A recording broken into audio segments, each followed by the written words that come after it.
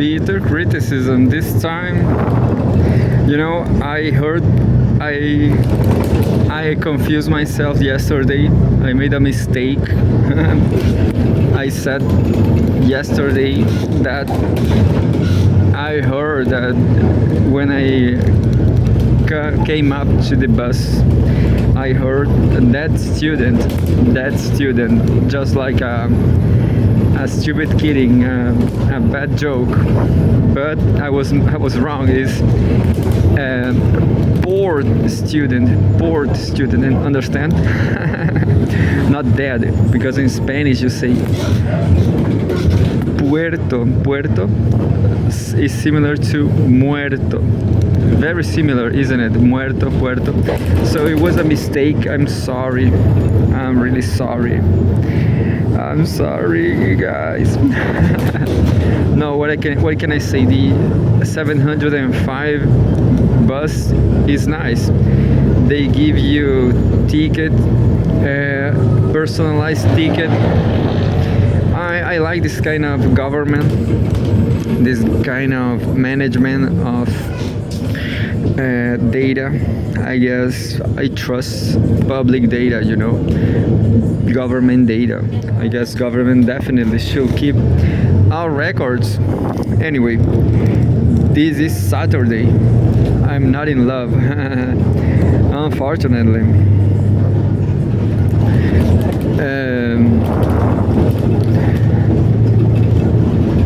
I'm going to read Pepe Escobar. It's been a very long time ago. Pepe Escobar Telegram. I don't even remember. I don't even.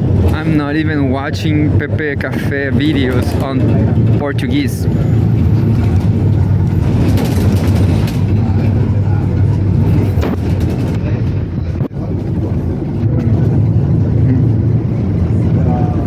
$193 news. Well, I have actually bad news from Portuguese language world.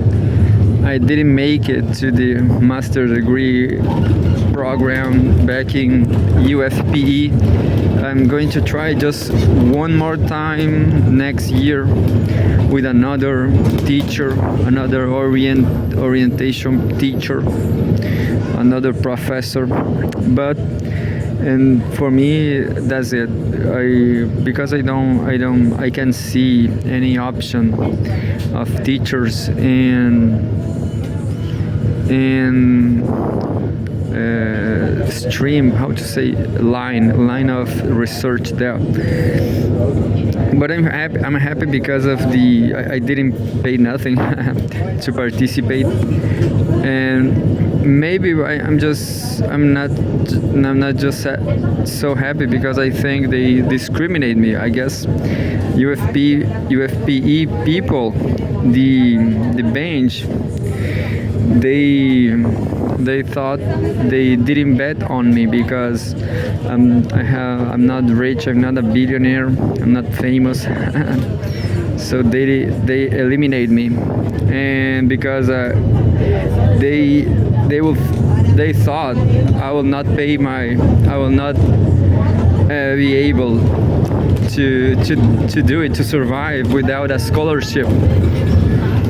Who knows? I guess I made a mistake there because I don't realize they were inquiring me. I do have Brazilian money, but I guess for these people it will be not enough to survive. I guess I will survive with 16,000 Brazilian monies. How? Well, living in a slum. Basically living in a slum and eating church food, church restaurant for free stuff. I will survive with free stuff and my dogs, and well, I will feed my dogs with free food too, just like in Chile. I guess I will survive another day here in Chile, another year. And well, the good part of not going to Brazil anymore is that that will be it will be difficult or if not impossible to cross Argentinian territory. Argentinian huge, tremendous, empty territory. The San Juan province is a desert. But anyway, let's read the telegram, Pepe Escobar telegram.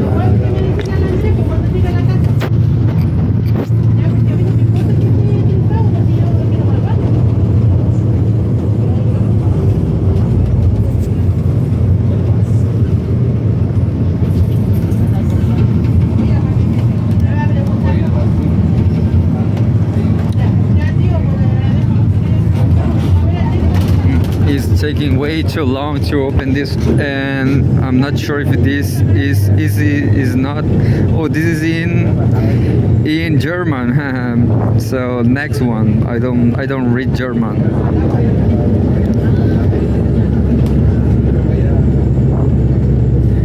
Where is my news? There's a lot of Italian, German, well, not the good old English. SmoothieX12's blogspot.com on Zero Strategy Narcissus drowned, being played over and over again by his clueless non-neocon minions. What?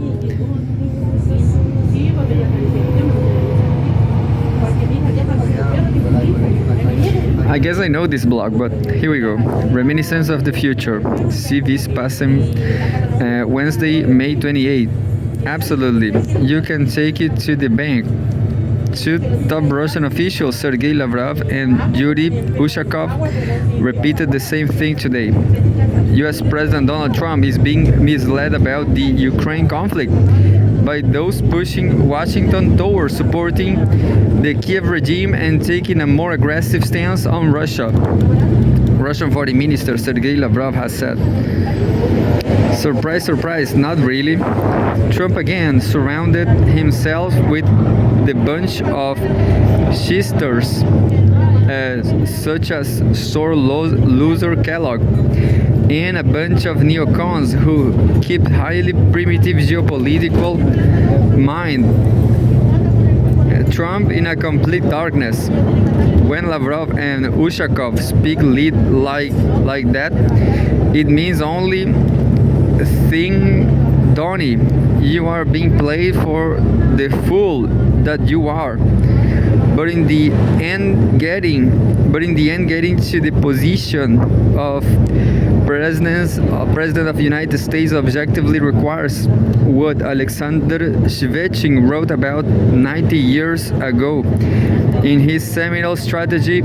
I quote, "The first duty of the art of politics with respect to strategy is to formulate the political goal of a war. Any goal should be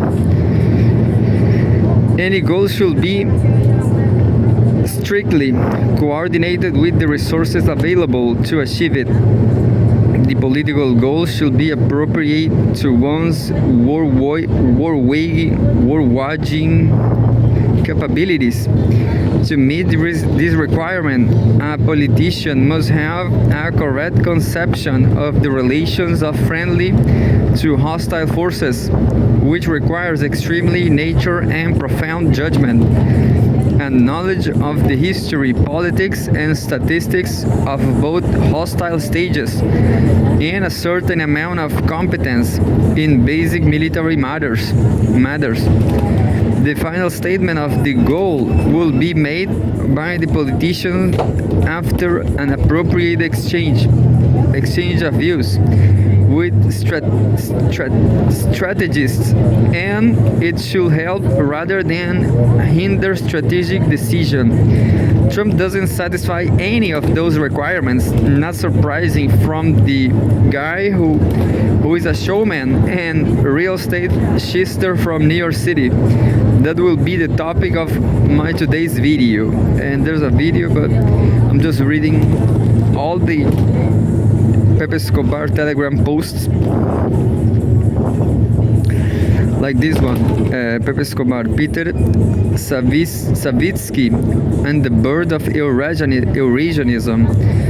Catejon Information and Analytical Publication. This is an article actually. Catejon Information Analysis.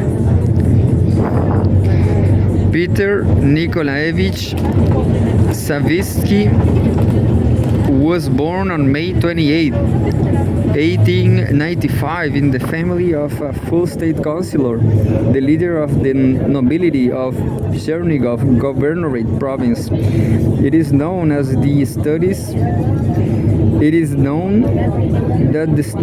he studied at gymnasiums. This is an article.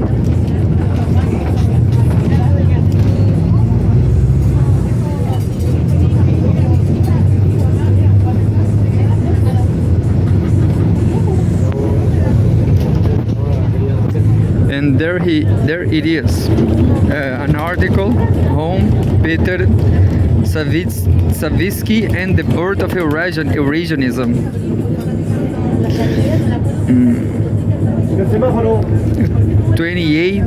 May 28, 3 days ago. Leonis Savin, Peter Nikolaevich Savitsky, 1968, one of the developers of the concept of Eurasianism. May 28 marks the 130th anniversary of the birth of a unique Russian thinker and scientist. Peter Nikolaevich Savitsky was born on May 28, 1895. In the family of a full state councilor, the leader of the nobility of Chernigov Governorate province. It is known that he studied at gymnasiums in Chernigov and Gomel cities, although their family estate was located in the Krolevsky Uyezd district, now the Sumy region of Ukraine. Since childhood, Peter Savitsky was interested in Orthodox architectonics and even prepared a monograph on the subject. But the entire print run of the already printed book burned down. The civilian war had already begun at the time. He received his higher education in St. Petersburg and became an economist and geographer. Moreover, he was a polyglot and knew European languages. Probably for this reason, Peter Savitsky was sent to the Russian diplomatic mission in Norway at a fairly young age. During the Civil War, Savitsky worked in the office of Peter Struve, actually performing the functions of Secretary of the Minister of Foreign Affairs of the government opposed to the Bolsheviks. For this reason, he regularly traveled to Europe for all kinds of negotiations, where he met with well-known politicians, and already then he had realized that what real interests the Entente allies had with regards to Russia. The immigration of the Savitsky family began in Constantinople, but from there he soon moved to Sofia, where he founded the Eurasian movement together with Nikolai Trubetskoy, Georgy Florovsky, Peter Zuszczynski, and A. Levin. After some time, he moved to Prague, where he served as a director of the Russian gymnasiums. If we retrospectively evaluate the activities of Peter Savitsky in this field, it will be obvious that he was some of the leaders, and after 1929, the only one of the Eurasian movement, although Nikolai Trubetskoy was the oldest in this group and already had achievements in science according to his personal confession. Eurasianism was somewhat burdensome to him, and he preferred to immerse himself in philosophical research, however regularly prepared publications for Eurasian journals. And inasmuch as Peter Savitsky was also a geographer by education, he was the one who developed the main geopolitical concepts. He was the first to use the term quote-unquote geopolitics among Russian authors, although the theoretical and philosophical models of all the participants in Eurasianism, including cadres who joined them later, and these were well-known figures such as historian and philosopher Lev Karsavin, jurist Nikolai Alexiev, and others, or organically overlapped one another. Savitsky emphasized that Russia is a unique state, being non-Europe and non-Asian, but at the same time geographically located in both Europe and Asia. It occupies a middle, central position on the continent. This unique location on the continent is the basis of identity for Russia-Eurasia. Savitsky claims that, quote, instead of the usual two on the mainland of the quote-unquote old world, we distinguish three continents, Europe, Eurasia, and Asia. The borders of Eurasia cannot be established on any undoubted basis, end quote. On the continent of Eurasia, he identifies three geographical areas: the middle continent of Eurasia proper, the peripheral Asian world, which included China, India, and Iran, and the peripheral European world bordering Eurasia, approximately along the line of the rivers Neman Western, Bugs, and the Danube Delta. In line with these definitions comes his concept of the continent ocean reflecting Russia's place in the global economy and the legacy of the Mongol nomads who laid the foundations of Russian statehood. In a number of his articles, he also developed the concept of quote-unquote place development as a special category of dynamic development of a people and a state in a geographical and cultural environment. Quote, Russia-Eurasia is a quote-unquote place of development, which is at the same time a geographical, ethnic, economic, historical landscape, end quote, he wrote. Quote-unquote place development, according to Savitsky, embodies the fusion of the socio-historical environment and its territory into a single whole. That said, the step is a unifying factor for Eurasia, thanks to which historical peoples could speedily relocate from the expanses of Siberia to the Balkan Peninsula. Savitsky also recognizes the possibility of drawing an equal sign between quote-unquote place development and Nikolai Dalinevsky's concept of quote-unquote cultural historical types. In other words, he was actually talking about Russia as a civilization which is now accepted as the level of doctrinal documents. And I'm going to leave all this here is huge, but I have to go down to the bus. I'm here. My point, I have to take a vaccine there, but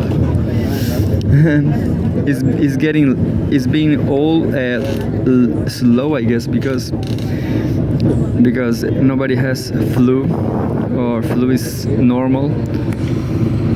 But well, I hope Tajiks, they make peace with Russian. Tajiks people, listen to me. Be careful, or how to say, behave yourselves.